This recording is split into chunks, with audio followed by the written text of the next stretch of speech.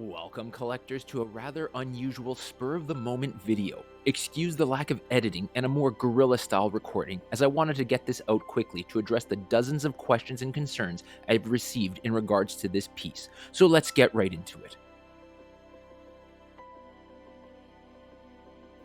Right off the bat, I can't say enough about how great this piece is and what a fantastic job the team did. Super ambitious and world-class to say the least. The entire team was filled with my favorite artists, including Martin Canali, Daniel Bell, Jorge Villar, Claudio Abraham, Richard Long, and Bernardo Escovel.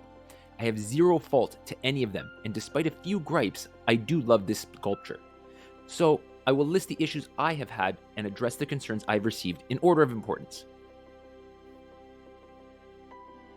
First up, we'll start with size and scale. This piece is by no means small, measuring in at 31¼ inches by 21 inches by 15 inches and weighing in at 24 pounds. It is significant and has presence for sure, but even next to some smaller quarter-scale premium formats, you can see it does not fully scale. Trust me, this is not a Hulk vs. Hulkbuster where they swapped it out to a 1/6 or 1/5 scale at all.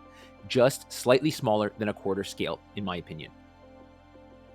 To hammer that home, here are some quick comparisons. Again, not drastically off scale, but also not identical. I find particularly off is the girth to them. Lengthwise, they appear close, but it is in the depth of the sculpture you notice it. For instance, compare the Batman biceps and quads to one another.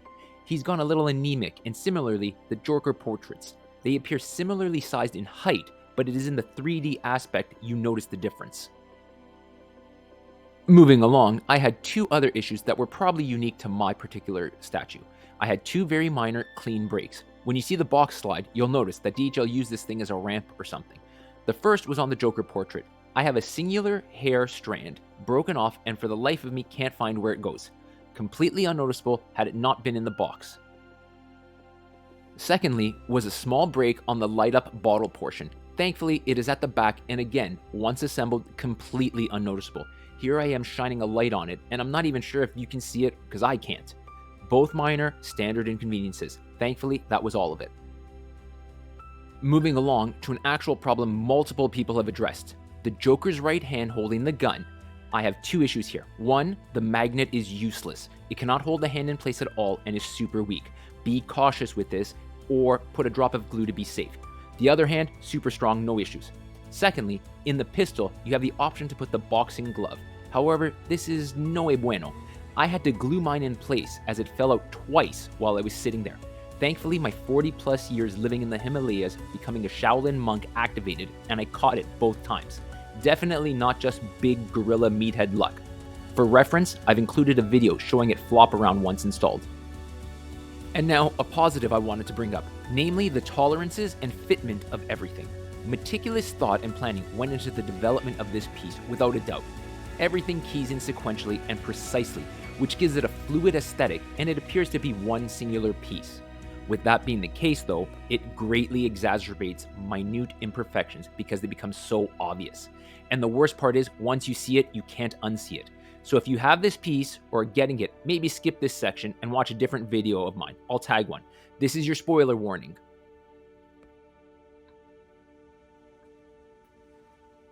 First up, and not a big deal at all, but still worth mentioning, towards the back, underneath the Joker's butt, are two separate planks. Both are fully inserted, but just shy of kissing the rubble, leaving an exposed gap. Rest assured, this is a hard one to see and is invisible from the front, and they are both fully seated and secured here. But here's the big one, and I have noticed it on multiple people's pictures of this statue on social media to varying degrees. The left shoulder and cape on Batman do not sit together. There is a gap that you can clearly see through. And before all the armchair statue connoisseurs start commenting, I have hundreds of statues and am well versed in the art of excessive pressure to make things fit. This thing is not budging. In fact, I can't separate it at this point. It's stuck so tight. I am working with Sideshow, who have been top-notch and exemplary as usual to find a resolution. Hopefully, this is not a common problem to all of them and it can be resolved with some heat or something, but several people have asked me specifically about this, and yes, it is present on mine. Gladly, it is much less noticeable when viewing the statue from regular angles. Excuse the odd angle here, but it's much clearer to see from underneath Batman's skirt. Note the gap, but also, if you follow along the neckline, you can see it's not fully seated. As for me, I'm not worried, as that mother is stuck in there good. It ain't going nowhere. Hey, Freak Show! You're going nowhere! Sorry, I had to add at least one clip in there. In terms of box size, this one is huge, measuring in at 19 by 29 by 35 inches and weighing in at 47 pounds. This could be a cause of a different issue many people had reported, namely the processing time for this piece. Usually, Sideshow has items built, processed, and shipped within 2 days. This had over 2 weeks of processing after I had paid for it. For reference, Batgirl was built, processed, and shipped same day. Secondly, the shipping debacle that a lot of US customers went through. I'm in Canada and was charged 112 Canadian dollars to ship this overnight air to me, not including customs and tax, of course, whereas people in the US were getting ground shipping charges of over 300 US dollars. Thankfully, Sideshow worked and resolved this for all of the US collectors.